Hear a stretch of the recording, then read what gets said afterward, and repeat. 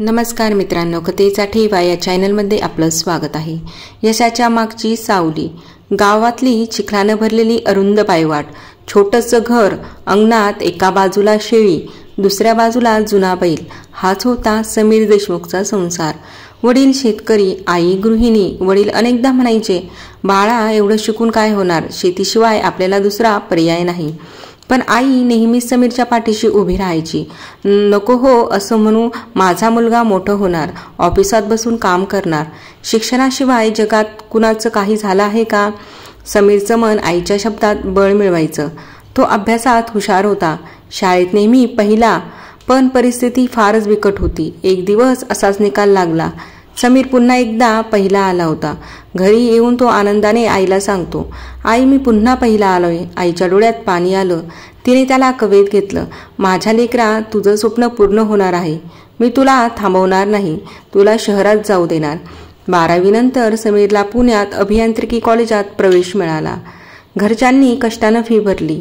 तो हॉस्टेलवर राहू लागला.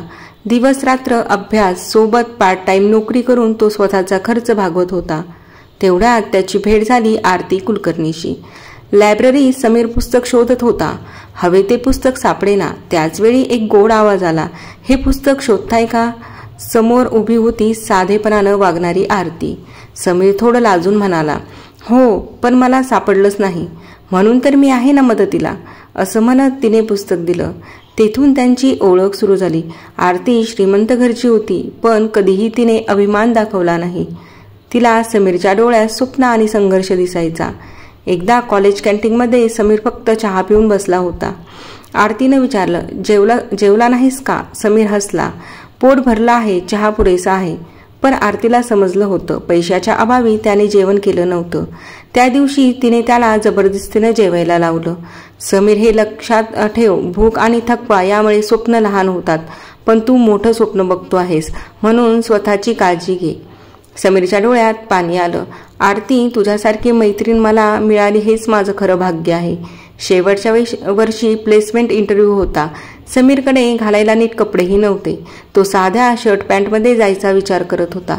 तेव्हा आरतीनं त्याला सरप्राईज दिलं, हे घे, मी तुझ्यासाठी कपडे आणलेत. इंटरव्ह्यूला जाणारा समीर देशमुख आत्मविश्वासाने दिसला पाहिजे.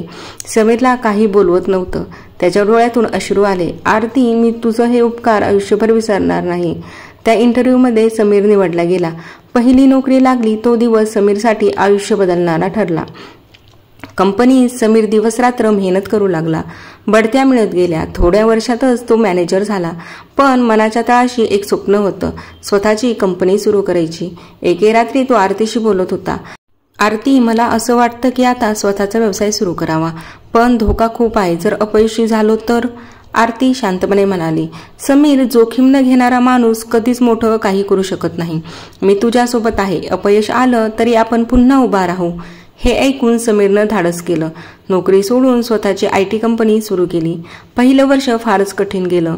गुंतवणूकदारांनी साथ सोडली. कर्ज वाढलं. घरच्यांनी नाराजी व्यक्त केली. एके रात्री समीर पूर्ण निराश होऊन आरतीसमोर बसला. मला वाटतं मी चुकीचं पाऊल उचललं. सगळं संपलंय. आरतीनं त्याचा हात धरला. समीर, यश एक दिवसात मिळत नाही. झाडाला फळ यायला वेळ लागतो. आपण हार मानली नाही तर कुणीही आपल्याला हरवू शकत नाही. त्या शब्दांनी समीर पुन्हा उभा राहिला. दिवस रात्र मेहनत करून त्याने कंपनी वाचवली. काही वर्षातच समीरची कंपनी मोठ्या उंचीवर पोहोचली. देशभर शाखा उघडल्या. हजारो लोकांना रोजगार मिळाला. समीरला एका मोठ्या कार्यक्रमात young entrepreneur of the year हा पुरस्कार मिळणार होता. स्टेजवर उभा राहून समीर बोलला, लोक म्हणतात मी यशस्वी आहे, पण खरं सांगायचं तर माझ्या यशामागे 2 सावल्या आहेत, माझी आई आणि आरती. आईने त्याग केला म्हणून मी शिकू शकलो. आरतीने विश्वास ठेवला म्हणून मी आज इथे उभा आहे. प्रत्येक यशस्वी पुरुषामागे एका स्त्रीचा हात असतो. माझ्यासाठी तो हात म्हणजे माझ्या आईचा आशीर्वाद आणि आरतीचं प्रेम. हॉल टाळ्यांनी दणदणून गेला. आरतीच्या डोळ्यात आनंद अश्रू वाहू लागले. शेवटी आरतीला त्याने आपली जीवनसाथी बनवली आणि दोघेही आनंदाने एकत्र राहू लागले. ही कथा आपल्याला शिकवते, यश हे कधीच एकट्याचं नसतं. स्त्रीचा पाठिंबा, आई, पत्नी, बहीण किंवा मैत्रीण हाच पुरुषाच्या यशामागचा खरा आधार असतो. परिस्थिती कितीही कठीण असली तरी जिद्द, मेहनत आणि योग्य साथ मिळाली तर स्वप्न नक्कीच पूर्ण होतात. कथा आवडल्यास चॅनलला लाईक, शेअर आणि सबस्क्राईब करायला विसरू नका. धन्यवाद.